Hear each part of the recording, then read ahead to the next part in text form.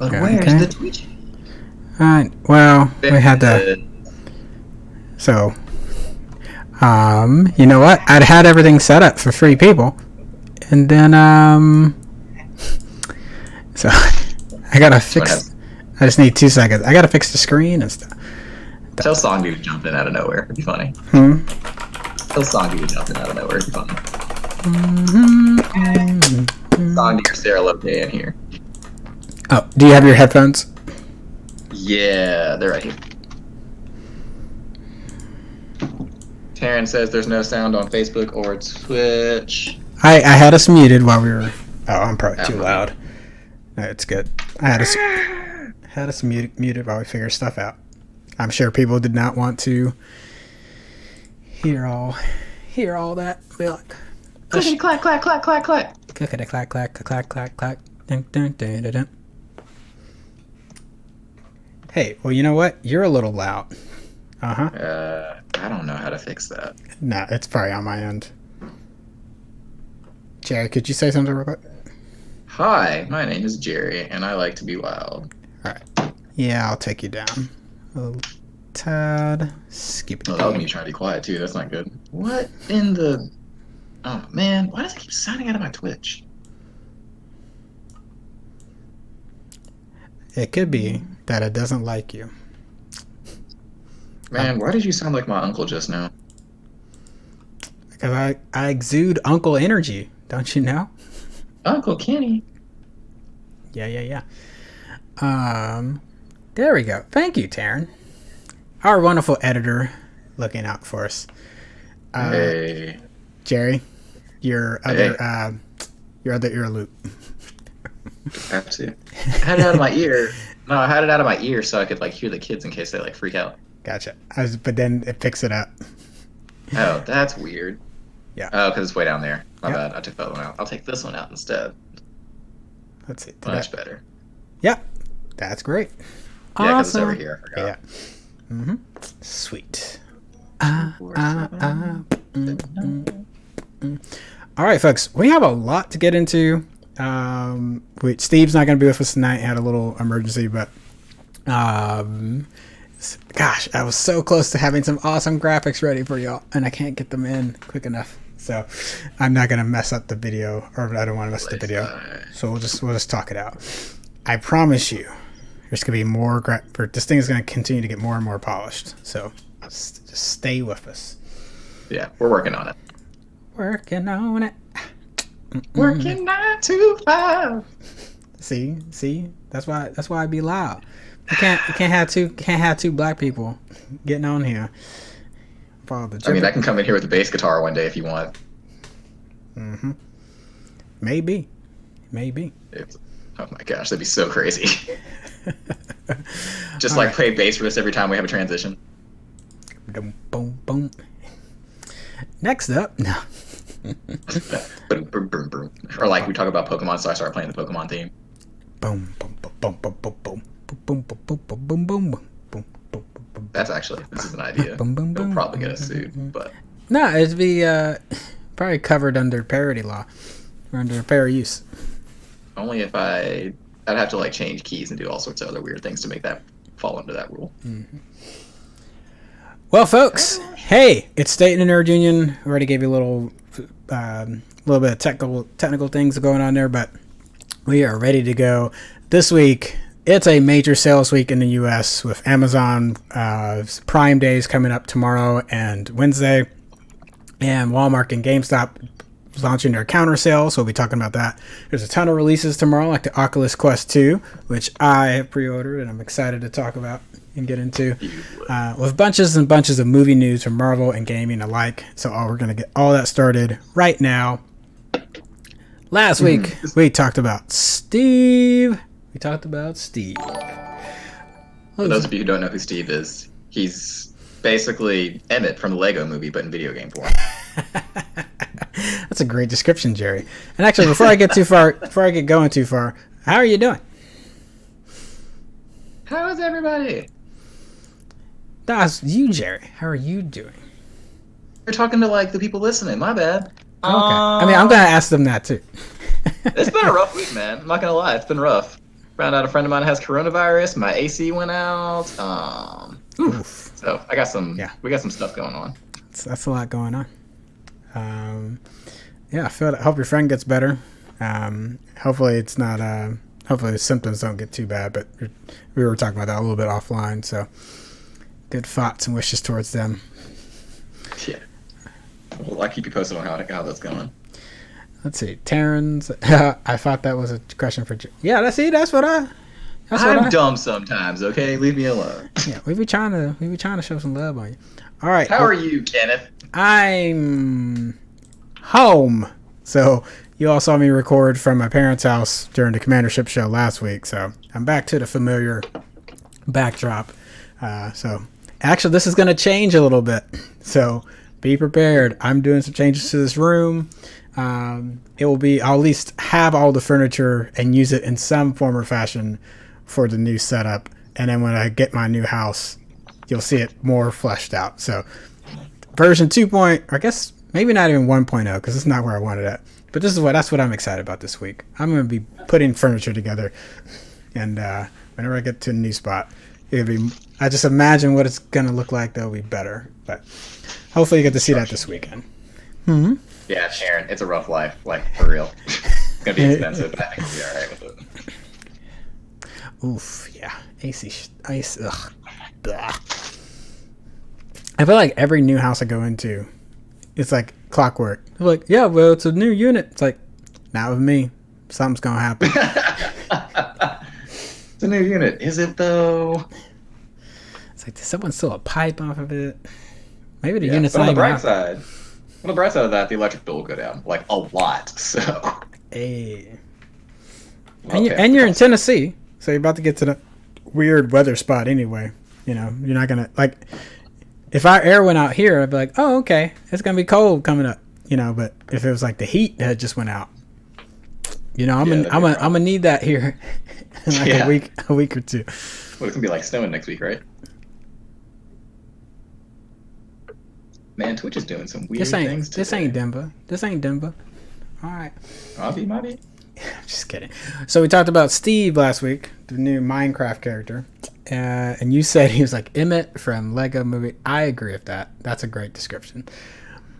But for the Smash players, he's coming out tomorrow. Just adding to an already busy October 13th. Jerry, want to talk on that more? Yeah, so when we say tomorrow, y'all need to like hold your horses for a second because it won't be at least until like 8 p.m. Central Time because the time frame for us is on the 13th, but for other countries it's going to be on the 14th. So that means go about your day. Don't be sitting in front of your like Switch all day being like, "Where's Steve?" Like it's not going to happen until the sun goes down. All right, but we can look forward to finally having a chance to test out Steve, see how he works. He has a really interesting kit. If y'all haven't seen that, go to Nintendo's YouTube page, watch that, see all the crazy stuff he does. His edge guarding is nuts. But the other really important part of it, for people who don't really give a care about Steve at all, is that we're getting our patches, which means buffs and nerfs to Sakurai only knows who. And I don't know, they've been buffing a lot of low tiers, so I'm kind of excited to see like if they're going to keep that trend because when they buff the low tiers, it's really unique. It's really fun to see like stuff come out of nowhere. Like they buffed King K. Rool last time with this completely unnecessary buff that gave him an ability to throw his crown out without being able to be stopped in that process. So, like, he's just that much more obnoxious to deal with. But it's fun seeing stuff like that happen. Gotcha. Yeah, so I'm excited about it. Wasn't a big Minecraft player, so he's just not going to move the scale for me. And Ultimate players just kick my butt. So I get as much Smash that I want in, and I gotta get good at Dark Souls. So that's where my time is at. In preparation for Demon Souls, like that's where my time is at. Let's see. Well, where the other half of my time is with movies, but yeah, I need something to review. So this is both good and bad. The latest COVID movie release, Casualty, has been Disney's Soul, and European theater owners are starting to take notice. So in an article from Cinema Blend, they talked about the United European Theater Group, and they expressed their concerns over the constant moves to online. So this is not about pushing movies back. This is about the jump to streaming and VOD. Quote, Decisions to postpone titles to bypass cinemas and the values they create are extremely disappointing and concerning, and will only delay the day that the whole industry is able to put this crisis behind us. It is not only cinemas and audiences who are missing out. The situation must surely be deeply frustrating for the creators and talents who want to see their films on the big screen. It is no exaggeration to say that by the time some studios decide the moment is right to release their films, it may be too late for many European cinemas. And that also coming off what we talked about last week to start off the show, with No Time to Die getting pushed to 2021, and Regal Cinemas and their European partners are also closing their doors until 2021. So there's a lot of just trying to survive for another couple months with nothing coming down the pipe for the ones that are open. Yeah, it's looking more and more dicey. Yeah, my wife and I were talking about this the other day, and like we honestly just. I can't really figure out what movie theaters are going to do to survive this. Like, and if you have drive-in movie theaters, I guess that's like a really big, huge advantage for you because you can still like have some kind of revenue, especially if we're playing like older movies that you don't have to give the companies a ton of money back. Like you can keep all that revenue. So ideally, hopefully it's the like renaissance of the drive-in. But beyond that, like regular movie theater situations, like I cannot imagine like the amount of like either debt or just that situation is for those people. And a lot of them already had high debt loads and stuff coming into this year as it was. So, and then this also is going to hurt the drive-ins. They've been successful being able to like show old movies and some of the new releases that came out. Chicago Film Festival that we're covering this week, while most of the movies are going to be shown online, they are going to have some shown at drive-ins in Chicago. So I'm like, okay, that's pretty cool. And they've got some like pop-up drive-ins and stuff. But like aside from that, they weren't going to have, Tenet's already been out. People that are going to see it have probably already seen it. Wonder Woman, still don't know if that's going to stay. We didn't get the official word, but I'm expecting it's going to get pushed back. Oh yeah, for sure. Everything else has. Yeah. So. We will keep you abreast of that, and we're definitely going to kick off Wednesday's show for Commandership with that and some other news we got coming down the pipe later today's show. Some brighter movie news. Do you love Doctor Strange? Well, he's going to be in Spider-Man 3. We just got that confirmation today. Played by old Benedict Cumberbatch. Benedict Cumberbatch. Yeah, because what's a Spider-Man movie without a guy with a goatee now? Someone's been talking about that though.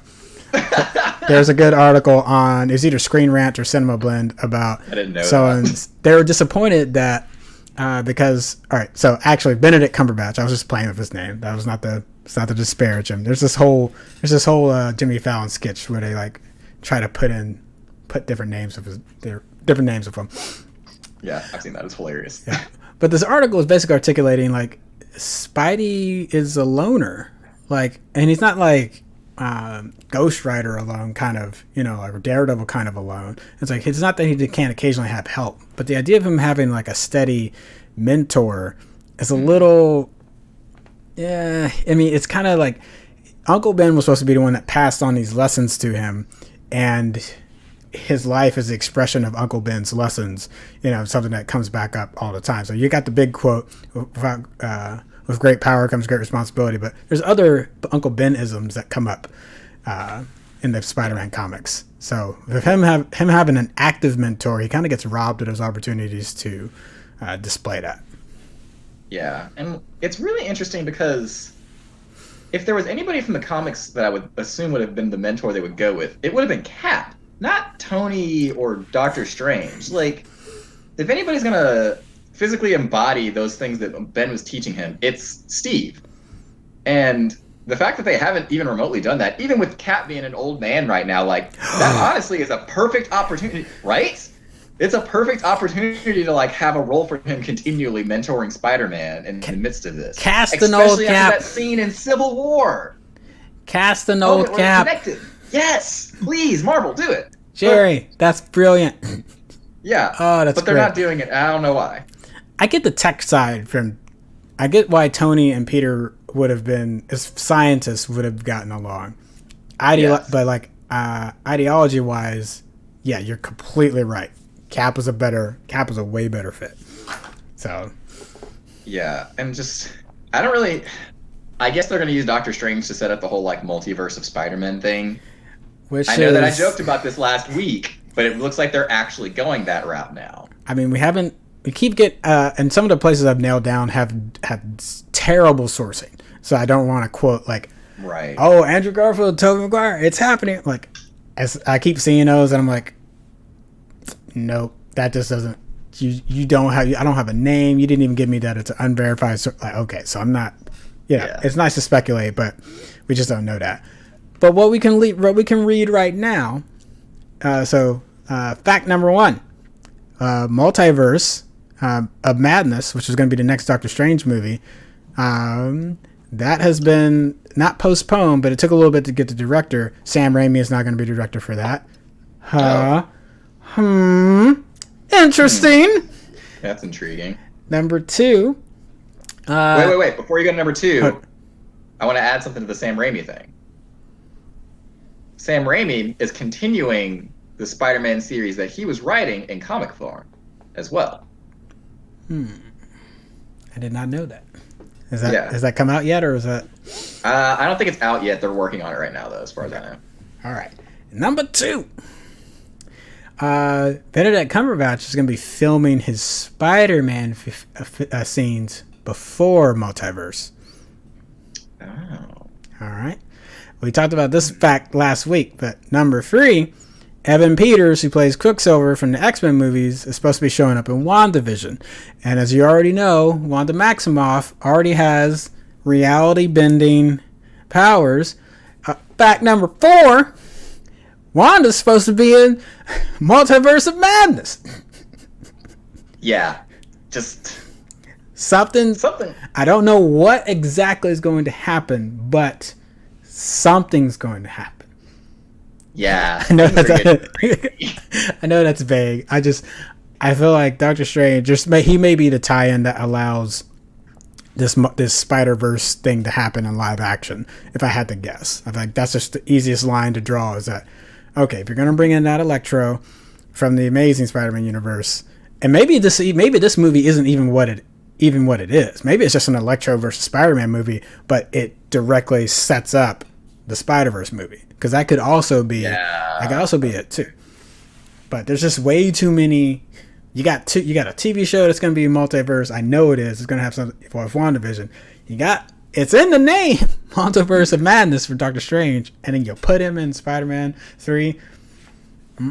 Yeah, and between that and the Fox acquisitions gives them an opportunity to add all these mutants and Fantastic Four and all this stuff into the multiverse setting, because that could be a good explanation as to where were you guys when Thanos showed up? Why weren't y'all helping nobody? There you go. It's like we literally didn't exist here for a while. Yeah, so like logically speaking, I guess the multiverse route makes sense to kind of expand your storylines, especially like if you have Wanda do some crazy stuff where like she like breaks out the multiverse and then they like figure out a way to combine it together again, and like all these characters exist at the same time as a result of that. Mm-hmm. Crisis on Infinite Earths.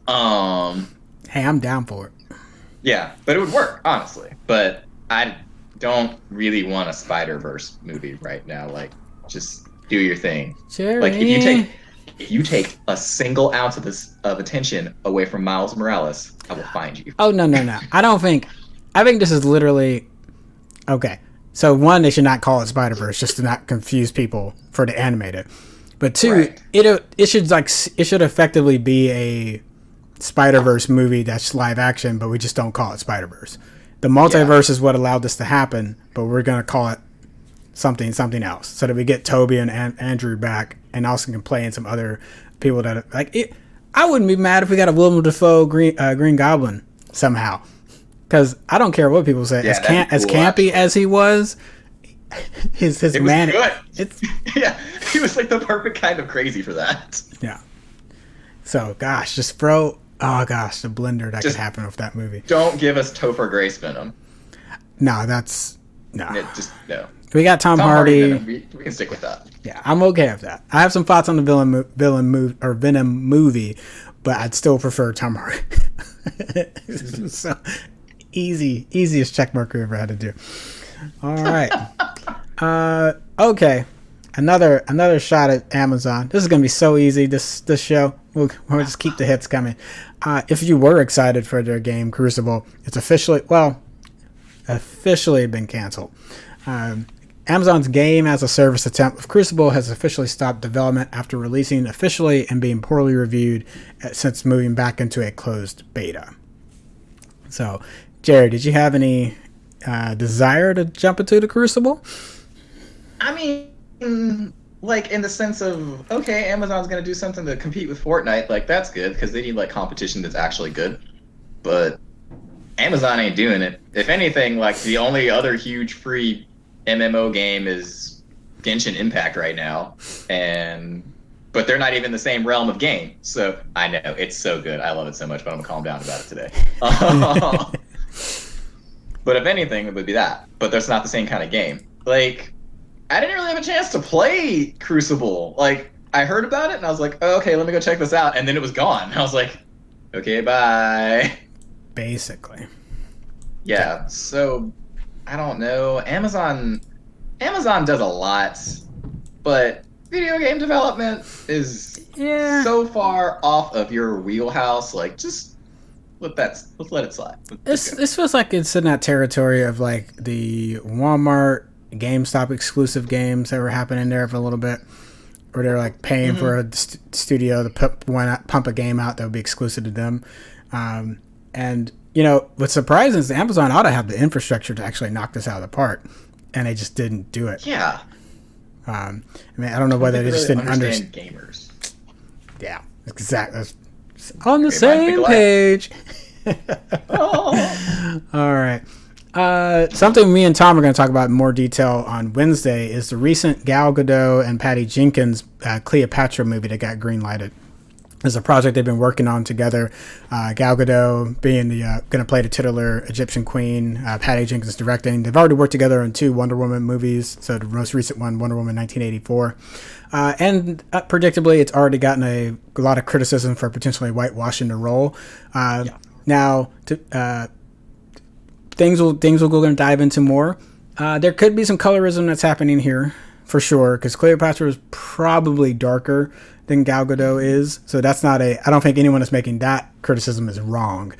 Anyone that's saying that she was dark African, that's just not true. That's just for everything we know genealogy-wise. Like, her father was definitely white, or as far as, like, the lightest that you could be in that region. In the Middle East, Greek, Macedonian. That's another thing. Like, she wasn't from from the continent of Africa, and people just, we can get into the whole thing how broadly people just like Africa. It's like there's a lot. One, it's not a country; it's a continent, and there's a lot of different countries and colors and ethnicities of that. Like, take for example, like, look at us. Like, obviously, 2 different shades of brown here. Like, that's a normal thing, y'all. So if the criticism is we could have gotten a darker actress to play her, then I would okay, and we'll talk about that in more detail. But I think the other problem might be that Gal Gadot can just pass for white sometimes, and people forget that she's Israeli, not like Israeli American, like Israeli, like straight up. Yeah. So we'll get into that in more detail. I don't want to rush through that today, so we'll get into that on Wednesday night on the movie show. But I'd be more excited to see what they do with it instead of all the white actresses that have done it before, like Claudette Colbert. Wait, is that? No, sorry, different Colbert. Colbert. Vivian Leigh, and then the person most people know is Elizabeth Taylor. So definitely we should not have a white woman playing Cleopatra. Like, that's just, stop that. So yeah, but if you're gonna have a lighter skinned woman of some variety from that region, Gal Gadot is a good choice for that, but the concerns still remain. Yeah, if that makes sense. Cool. If people have thoughts or questions, definitely feel free to drop those into the chat. We'll try to get to them. For anything that we've already talked about, or for anything that's coming up as well, you can always drop it in. We may not get to it right that second, especially if we've already gone past that topic, but we'll try to come back and circle around. So hope you are doing all right out there. I see you on the YouTubes.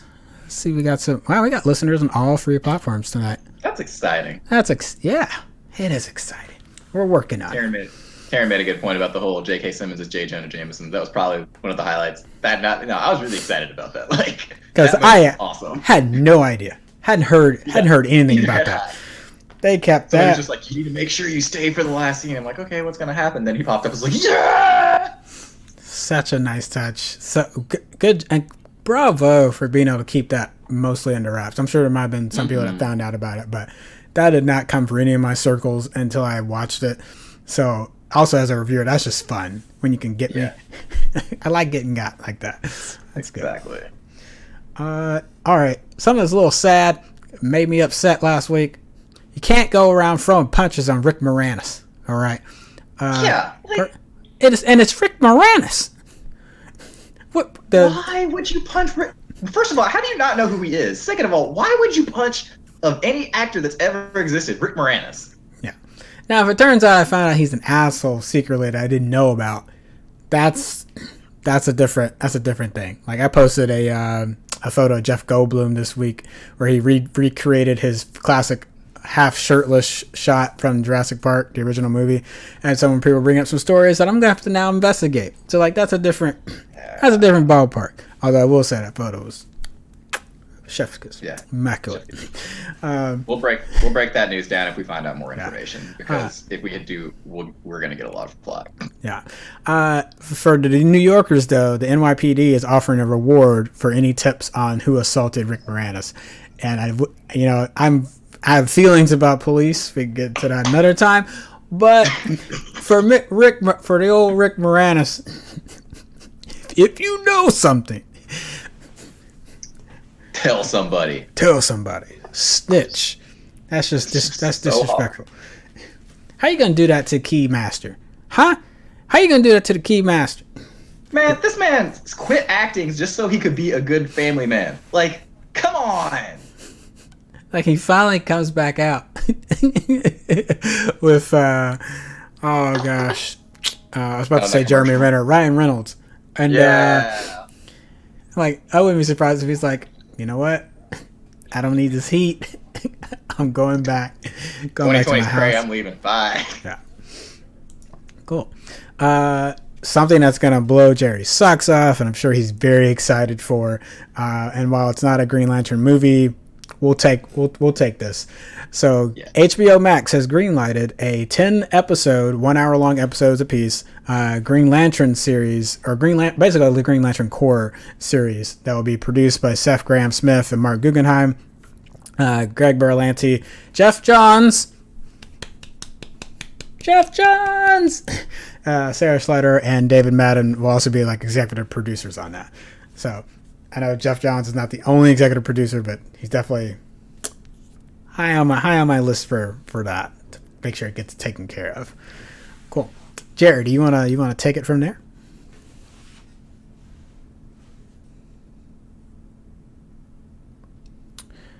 Well, folks, I might have lost Jerry. We will see.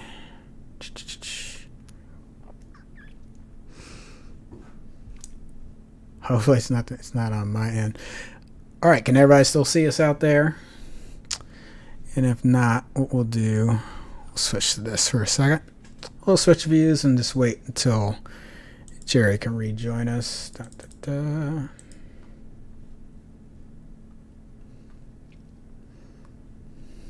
All right, yeah.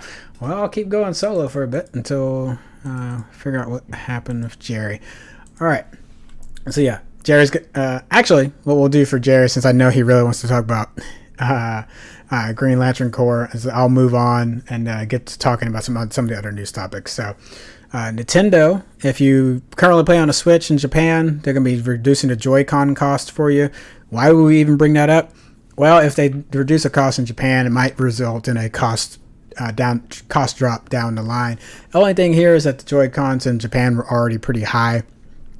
So most likely they weren't going to do that in other regions. But if we find out more details on that or another price drop, we'll get you informed on that. Also, the last time, even though I'm not advocating for you to buy off of Prime this year, and I'll explain more details when we get to that.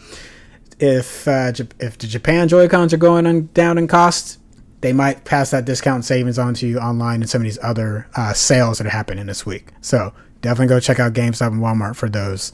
And it looks like Jerry is back. So I'm going to get him back on the feed. Hey, Jerry. Well, you'll be glad that I did not finish it for you. So I went ahead and talked about the Joy-Con. So we're going to go back to Green Lantern show. Last thing I was talking about, I was just saying who I was excited about Jeff Johns being involved with it. And I didn't tell them which lanterns had been confirmed so far. So if you want to take it from there. About this Green Lantern show, especially like the timing of it got announced, and then we had the whole John Diggle finding what we believe is a Green Lantern ring and arrow. Yeah, you can have that. Yeah, you're good. Sorry, I was talking to my wife. She just got back home from work. She's a nurse. She's dope. I love her very much. But yeah, so John Diggle, we had theoretically found a ring. It would be cool if like that segues into him getting blasted off into space and meeting all these other Green Lanterns. But what's really curious about this to me is that Alan Scott is going to be in this show. And that might not seem like a big deal to anybody else, but he is not the same brand of Green Lantern that everyone else is. Like, he's like a Green Lantern from a different time and a different, like, multiverse. And so that's really interesting that they're bringing him in with this. And I'm really probably more interested in the show as a result of that, because I want to see how they're going to incorporate him into this. Mm-hmm. But I like that they're going with some of the not like main brand Green Lanterns. I like that they're going with Jessica Cruz, Simone Baz, Guy Gardner. Guy Gardner is kind of more well known, but he's also like the third one at that point of the team anyways. So it'll be really good. We also know Sinestro is going to be in the show. I just really, really, really want like a well-made Kilowog, because Kilowog is the best. So for those who don't know, Kilowog is basically like Green Lantern, but a giant space pig, and it's awesome. Accurate. It's yes, very he's accurate. so cool. Yeah. He's my favorite Green Lantern. But we'll have to see more about what's going to come from the show, but we will definitely be covering that once we get a chance to view that and see what's up with that. Yeah, I think it's going to be great. And the stuff that's been coming out on HBO Max has been great. I honestly, which is going to lead us to another. Actually, there's one before we talk about West Wing. I forgot about the Witches. Now I thought I got to go dive. I'm gonna hopefully dive into this more before Wednesday. I just gotta check some more information. I thought the Witches was scheduled for like a theater release, but everything as advertised is that it's coming out on HBO Max and relatively soon. Oh, so I'll figure out what the release date on that. So we had saw a poster for it. The trailer dropped this weekend, and I was like, whoa. Like, I had just heard the casting in the poster. I didn't know you were that far down the road. So also just kudos to them and getting that knocked out and stuff during COVID. But yeah, I didn't realize it was going to be on HBO though. I really did think it was just a movie that they were going to release. Yeah, as apparently it's going to be on HBO Max. And maybe if I had to guess before I get into research and the lead up to Wednesday, if I had to guess, they only had maybe the CGI. Maybe they'd already had quarantine. And then maybe before it got confirmed for theaters, HBO snagged it up for HBO Max. So content game, HBO Max is like, boop, boop, boop, boop. I wouldn't normally be like, yeah. And also DC stuff. They're just... I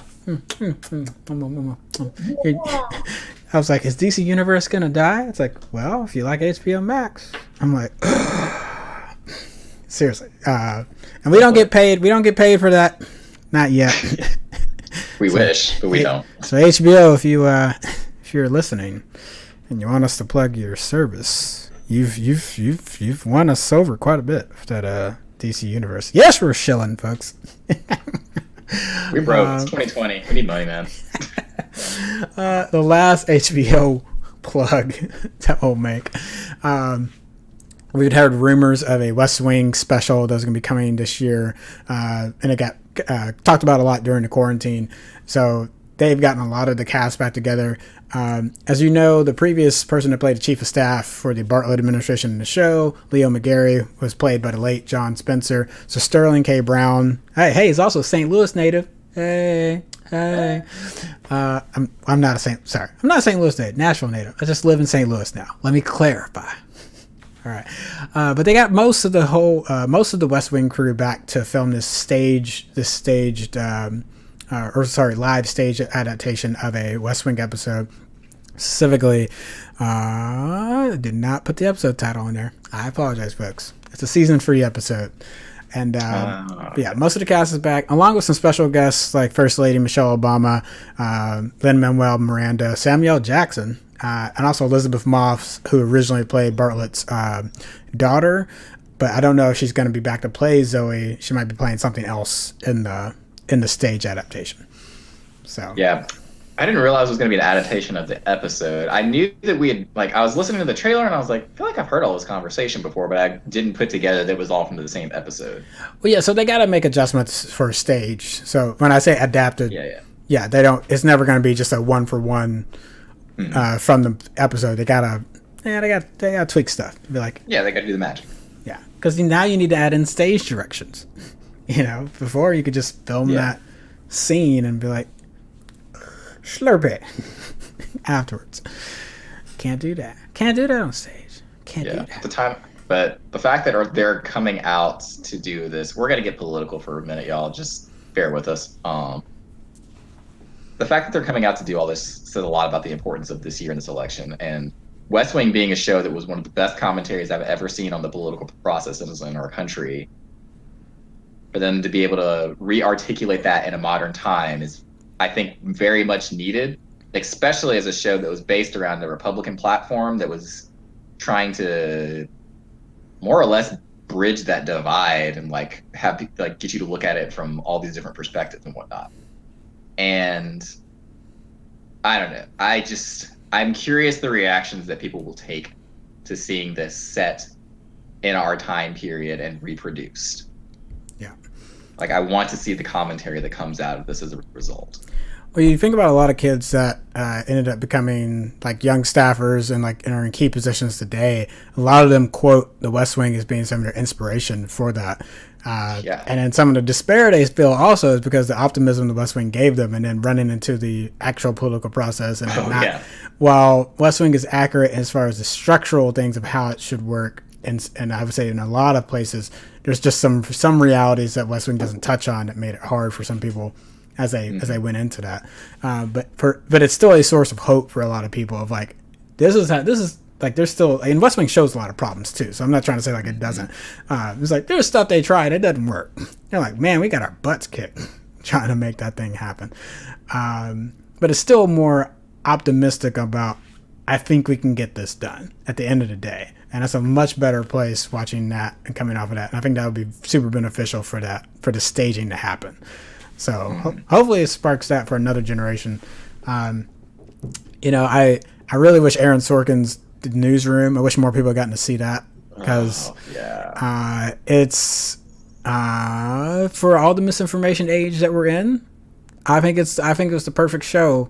Like, I wish it was, I wish it was still on, but I don't know what they would talk about, to be completely honest. I think they would be like, well, we can't make anything up now because everything's happening. Yeah. God. It's like the guys from Black Mirror being like, we can't produce another season in this time period that we're in right now because we can't top this. It's like, we don't want to make you sadder.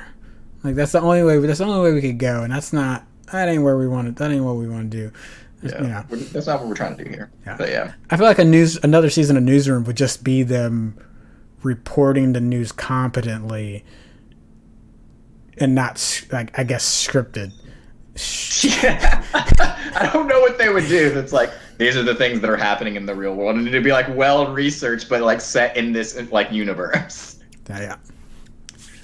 All right. Cool. Our main topic, and this gets to the craziness of this week. Even our what to watch is basically wrapped up in this as well. So we're honestly just going to roll through some of these price ideas and things that are premiering this week, leading into the end of the month. Like, folks, we're in the countdown to tomorrow starts a countdown for a lot of stuff. It kicks off some sales. So it's crazy. So, as you know, Prime Day is tomorrow and on the 14th, so it's a 2-day, 48-hour thing. So midnight, I think Pacific time. is when it will officially kick off. Although there's already, and we'll get to the sales that GameStop and Walmart are doing here for a moment. Folks, Amazon made a lot of money this year. And, I mean, they made a lot of money during quarantine. Still making a lot of money during quarantine. And there's a lot of small businesses that are struggling and failing. And if there's anything you could do this year, instead of going and buying something on Prime Day, I would highly encourage you, if you could spend the extra money, or if there's a comparable price, and I'm sure some small businesses might try to eat that to at least get an item sold, or even if you see something on Amazon, maybe even throw them an email and be like, hey, they're offering it for this. I could still pay you like $10 more for this item, and would you be willing to do that? So it kind of gets it in between the sale price. And I understand if you personally don't have the funds to do that. This is not jumping on you for not please. That's not what I mean. But if there's any time to support our small businesses, instead of just inflating, or not inflating, but just giving more value over to Amazon, I feel like this would be the year to do that and really focus on that. And there's already a variety of hashtags that are out there that you can jump on, or it's like boycott Prime Day. And so I know that might be like, why are you talking about that? I'm like, because this is like down the road, this is going to affect us. This will affect us as a site. This is going to affect the other publishers and things that we want to be able to review, and so on and so forth. I'm a big game collector, so if the small game shops close, that really affects my ability to be able to even find more games, sell games, amongst them. So if that whole small business network just dries up or fails, like that's not good for us. Not good for anybody, honestly, at that point. Yeah, if you've got some local places like comics, games, movie shops, like these places still do exist, y'all, or just in general, anything that you can buy from somewhere that's local, support your businesses. We know that this year's been rough for them. They haven't gotten as much aid for we would have liked from government sources. We told y'all we're going to get political in this episode. They haven't gotten the aid that they needed from the government sources like they need to. Some of these places are really struggling to stay afloat, and these are places in your community. These are your people. If we can afford to be able to purchase from them, we need to be trying to make the efforts to do that. And honestly, we can come up, Christmas time comes, we'll come up with a list of various nerd things that you can buy for your loved ones or something like that. But we'll also take into mind things that we know that you can find from your local places when we make this list. And support your local businesses, y'all. It's very important for your communities. We don't want everything corporatized all the time. And that's not to say that you can't buy things from corporate that you can't find in your community. If you can't find it, or if it's radically expensive because some local places do that, that's fine. We understand that. But what you can do, try to help out with it. Yeah. And before you just assume that your small business has not adapted to the internet, 2020 made a lot of people that were maybe being stubborn about mailing things, or being like, I'm going to only do brick and mortar. A lot of people wised up and said, I got to add this component. So don't just assume that I've talked to some game I was just going to stick to game stores because that's what I've been, in the last couple of months. But there's plenty of game stores that were like, no, we're just going to do brick and mortar. And now all of a sudden I see product pages on their website. They're finally doing eBay listings. And that might be another way. If you do have to use Amazon, there is at least a way to instead of picking the Amazon version, because you pick a one that's coming from a small business owner that may be listing their stuff on Amazon's site. So does Amazon still get a cut of that? Yeah, but it'd still be different than buying something straight direct from Amazon direct. So that'd be at least one way that you maybe still be able to participate in Prime Day without directly participating in Prime Day. Yeah, something like that. Yeah. All right. We said there's a lot going on. So we talked about check out the links for GameStop and Walmart if you do want to jump on those sites instead of Amazon. But again, we realize those are also two big corporations as well. Although I'm a little more partial to GameStop. Of course, they have some practices that we could probably talk about. Let's fill up a whole episode on the problems with them. But I still like having used game stores for now. Oh man, that reminds me of another point that I forgot to put in our show notes with that. Yeah. We can talk about that at the end though. Gotcha. But these are basically and I guess not counter Prime Days, but try to undercut. So there are some, for the gamers out there, some good like they're trying to just throw games at you right now at GameStop. So there might be some ways to pick up some, so get some good pickups in your collection. As a collector though, I have to call them out for this because this is a little ridiculous. Oh no, what happened this time? I just did an order last week. I just like, this is a pet peeve. I'm sorry. Like, I understand I ordered it online, so I wasn't gonna be able to select my own. So but hold on, just bear with me here, folks, for a second. I know this seems very awkward. Oh god, there's another one. Oh no.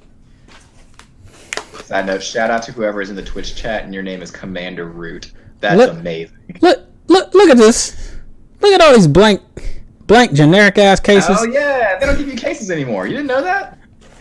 No. You can, like, if you go in the store, you can get cases. No. I go to the store all the time, and that's what they hand me afterwards. I just bought Tales of Vesperia for Switch. It came in a case like that. Yep.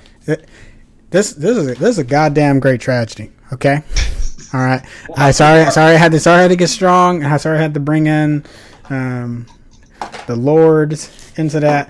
But this is ridiculous.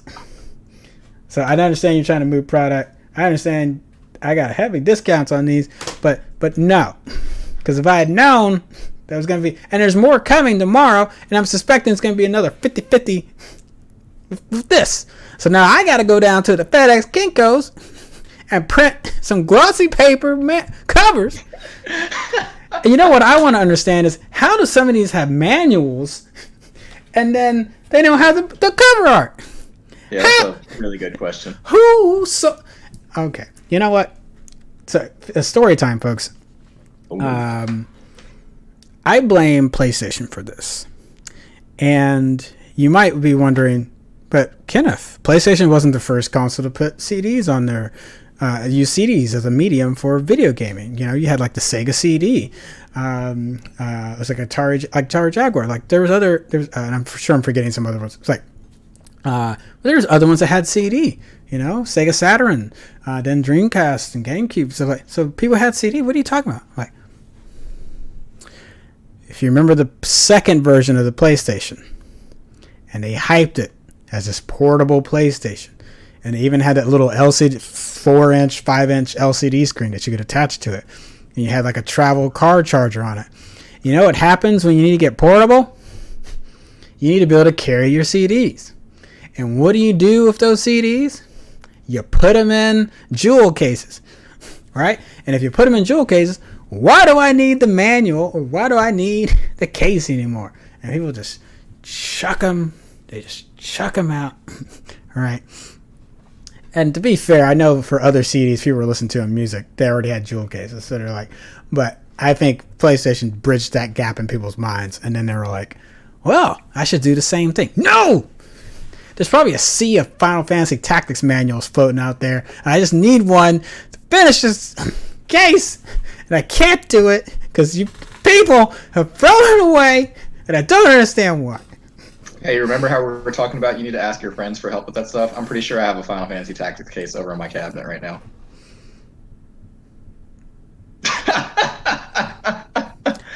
Y'all, this is a continual thing. This is the second time this has happened with Kenny and I now. Yeah. Also, shout out to Jerry Maynard, because, folks, I've been looking for this for a long time, and it's been so hard. I also think this is probably the best Mario Kart game that's been made. People might argue with me, but I just think the dynamic on this one, and I wish they'd bring it back as a mode. I understand if you're not going to like re-release Double Dash, but can we just get the co-op part, or the partnership dynamic back on the kart as an option? So I'm talking, of course, about Mario Kart Double Dash. Let's see, there we go. Yeah. That glossy paper. So thank you so much, Jerry. Because it's never going anywhere. It'll just be on the collection, and we'll play it, and then someone's like, "You're welcome. Happy super belated birthday." I'm excited. Gosh, don't get me started on GameCube inflation. Sorry for that tangent. It just... Oh, GameStop started that. Sorry, GameStop is what started that. started that tangent. So yeah, if you want to support those instead of Amazon, I understand that's still supporting corporations. I still think it'd be a little bit better than doing Amazon, but maybe like small business first, small business online versions first, and then some of these other retailers before you do Amazon. Yeah. Let's see. I am super excited about Oculus Quest 2. I'd been a little hesitant because of that Ars Technica article that kind of trashed it a little bit, and then really dived into the specs of it. It's way better. It's way better. Okay. So Jerry, I think I'm going to do a comparison. I'll wait and sell my first Oculus until I get to pick it up tomorrow. So I'll pick up the 2, download, put stuff on it, and play both of them. Kind of get, it's like, how does it feel between both of them? And then, yeah, I'll sell off my Quest 1, but then hold on to the 2. Assuming like I don't get it and be like, I hate this experience. This is awful. This is terrible. Friggin' nerve gear. Yeah. And surprisingly, folks, there's still a lot of pre-orders out there for Oculus 2, or Oculus Quest 2. I do think quarantine is what made everyone explode to go get the first Quest, just because people needed stuff to do, and then it came out and it started running out of stock and stuff. So that kind of got replenished. So if you want to get into VR, I think this is a great way to start, even if you don't get the newest Quest 2. There's probably going to be some discounts on the newer, or on the new stock of Quest, the first version, or people selling their used ones, like I will, that would need to give it a discount. So if you're like, I don't want to spend $2.99 or $3.99 on a new version, it's like, yeah, but you might be able to snag something a little cheaper if you want to go that route. Yeah. No, that'd be good for the people who are into that. I haven't really gotten into VR personally, but Kenny's a huge fan of it, and they've got some pretty cool games on there, honestly. Especially the one that's like the Darth Vader one. Yeah, Vader Immortal is lived up to expectations. The first episode was kind of and then 2 and 3 were great. Episode 2 and 3 were great. So you feel like a badass. Nice. Check. I mean, definitely. Yeah. So I might do it. I probably won't be able to do it live. The tech on that is kind of. It's a little bit nightmare. But yeah, I mean, if you want to get into VR, aside from spending $1,000 on the Valve Index, which I think is the best VR experience, you can always link to your computer and play. If you have a beefy computer already, you can always link to that computer and play the rest of the library that the Quest can't play. So, I didn't know that. That's cool. Yeah, I think Quest is probably going to turn out to be the thing that makes VR viable, because it's at the right price point. It's like, here is a system you can take home and play without a computer. I think that's a big piece that doesn't get talked about enough. You're like, oh, the screen got better or it got lighter. I'm like, yeah, that's important and stuff. But when you're talking to like someone's going to spend hard-earned dollars or buy this for their kid, and the kid's like, why can't I play it? It's like, well, you don't have a computer. It's like, well, I need a $1,000 computer. It's like, I'm not buying you $1,000. I'm like, I'm not doing that. You're 12. No. But you tell that parent, it's all there. You just gotta download it. And, yeah. Go ahead and put it on. You're good. Go ahead and put it on. Cool. Pre-orders. Xbox Series X, PS5 will also be available tomorrow at multiple retailers. There's no point even listing it off because it's multiple retailers. Yeah, which is big news for people like me that had problems trying to find it and get it the first time in our failed quest to find an Xbox or a PlayStation or whatever console we were looking for. Yeah. Yeah. Do we have any information about like when that's going to start or? Last time it was at 10 a.m., like 10 a.m., 11 a.m. For the GameStop ones. And then what we learned that night or that morning was that more like Target got more, Amazon got a few more. So this one sounds like there's a lot of retailers are getting more. I don't know when this set is supposed to release. I don't know if these are release day consoles, release week consoles, holiday season consoles, or like after 2020 or after 2020 consoles. But from the sound of it, there may be some like cancellations and things that got worked out too. Like it sounds like Xbox and Sony have been like, or Microsoft and Sony have been working hard to like get through the spammers and like try to like shoot them down. Like, nah, we're not. This ain't happening. That ain't happening. So there could be some of that. On top of it, they did say they're going to be having more and more quantities. So it is possible that it's just like we allotted what we knew we were going to have for sure, or what's already even been made for that launch day. And now that they've gotten more updates on like things are going well, we're able to get some more out. That there might be more for launch days, just but we had to wait a little bit to drop these out and kind of parse these out. So. Yeah, we know that, or at least from what I've been able to tell, there were a good number of people who got pre-order consoles, or not pre-order, like I guess beta consoles, I would call it, just like to be able to test the system specs and like check out like the older games played on stuff. For Xbox specifically, it did not happen nearly to the same degree as PlayStation. So I think Xbox is going into this with a stock that's a lot bigger than what we think.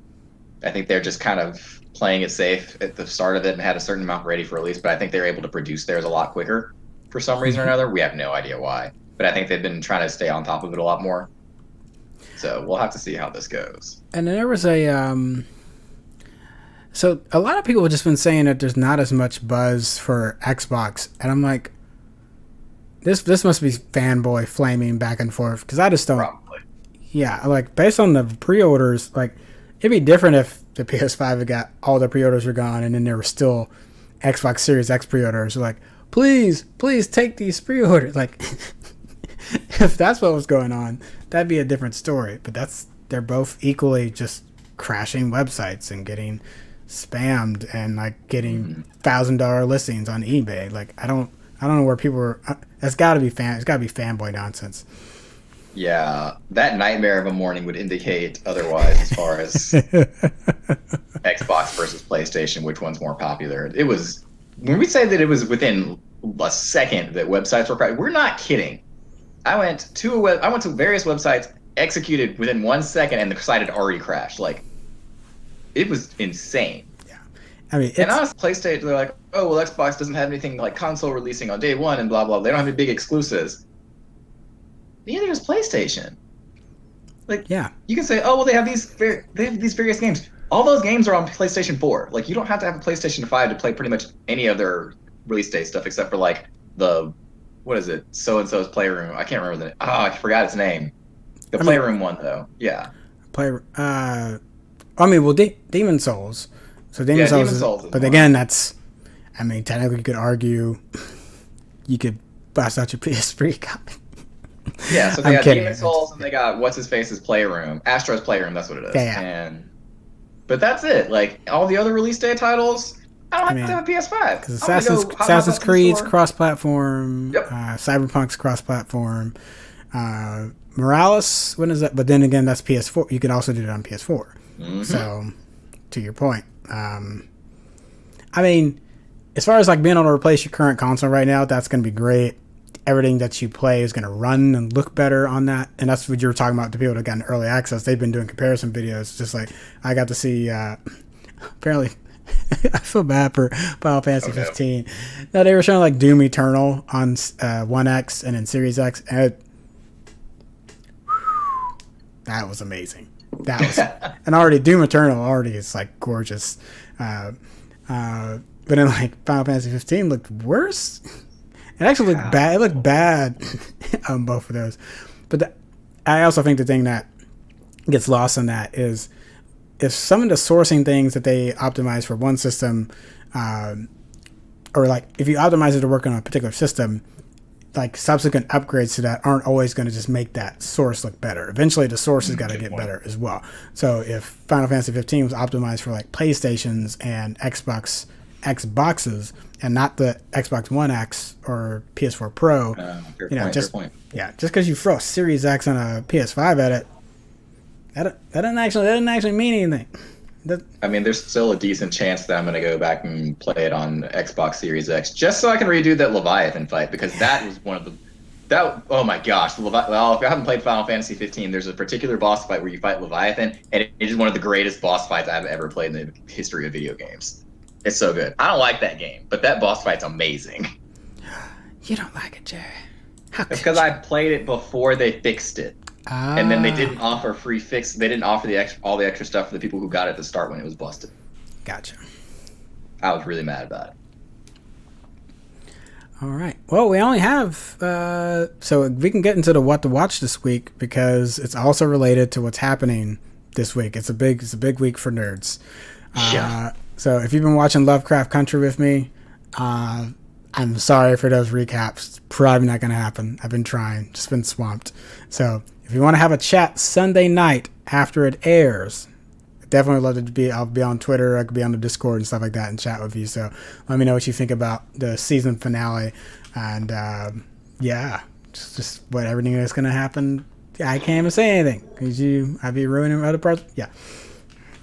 So this is episode 10 season finale. But we'll talk about that for Lovecraft Country. The Trekkies. I'm so excited. Star Trek Discovery is happening this week. It's on Thursday night. I'm probably gonna. We should get an event made up because we should do a reaction show because I'm gonna watch it too. Yeah. So we obviously can't show it on the stream, but we could have our faces and be talking live as it goes on. Yeah, we could do that. Yeah. So we'll. I apologize. I did not get the start time for that, so I'll get that updated. But check out our Facebook page and we'll put an event out for that as well, so you can join us when that happens. So. I'm excited for Discovery Season 3. And we know Star Trek Discovery got a lot of flack, but it's so much fun. We know it's not typical Star Trek, but it is so much fun. Yeah. I mean, and this is... So the other thing I think people forget is that, aside from Deep Space Nine, which, I mean, it still had its rough parts in Season 1 and 2, but they generally, because a lot of the same crew from TNG jumped over, had an easier transition.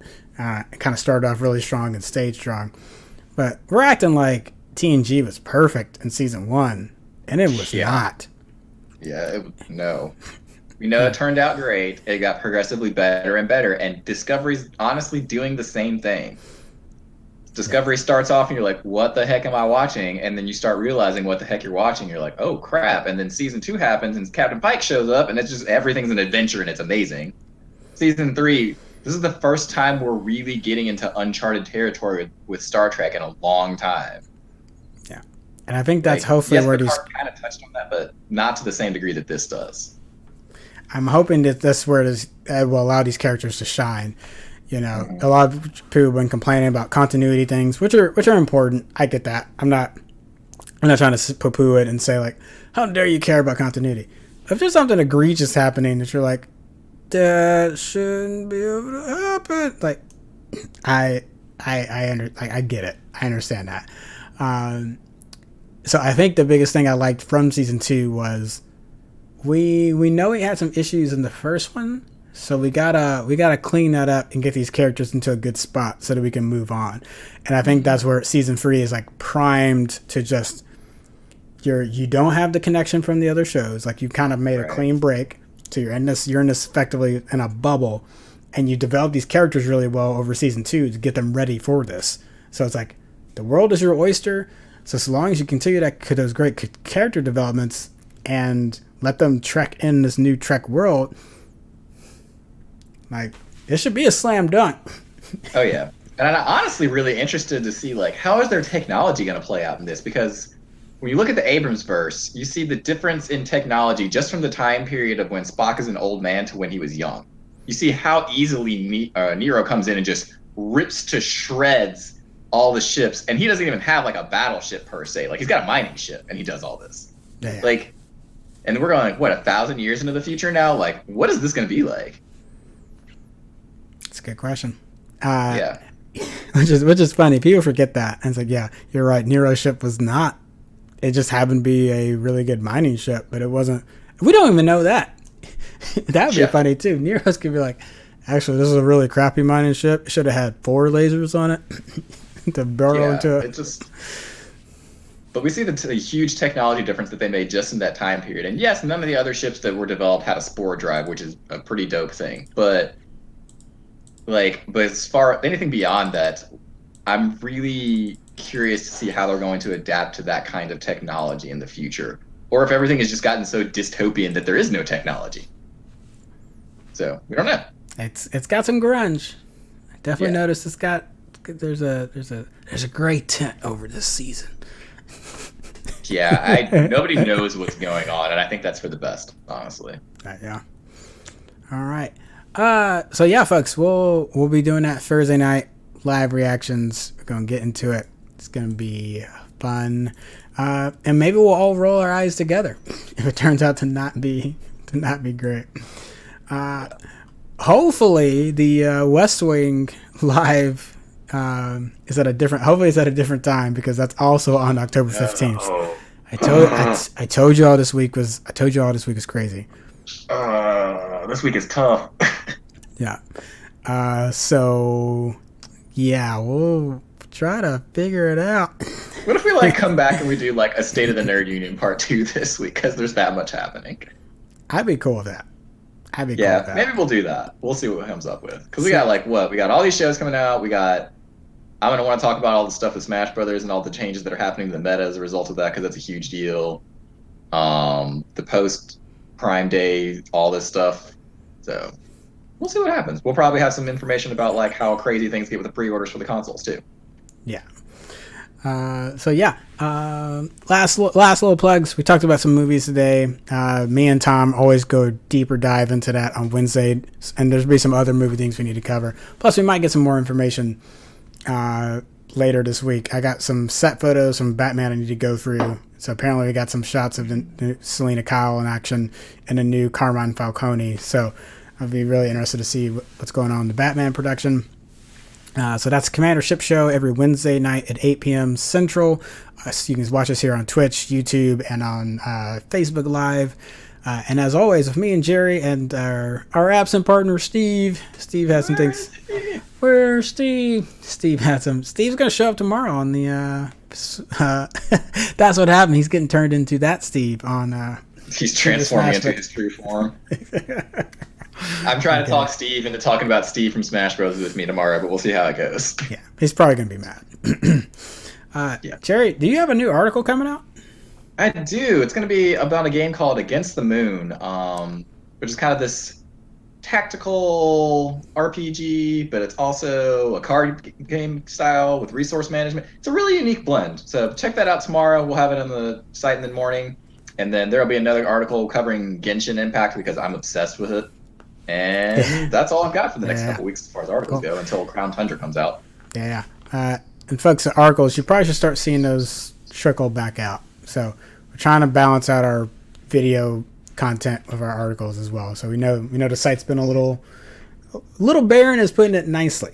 So dry. So if you don't like video content and you're more of a reader, we got you covered. So that those are coming. All right. So yeah, State of Nerd Union is every Monday at 8 p.m. Central, and we'll let you know if we have a special show this week. So check the Facebook page if you're on our Discord, or follow the YouTube or Twitch channels, and we'll let you know when that happens.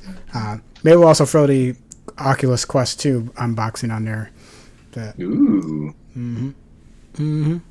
Yeah. Cool. Until next week, folks. We'll see ya. See ya, Jared.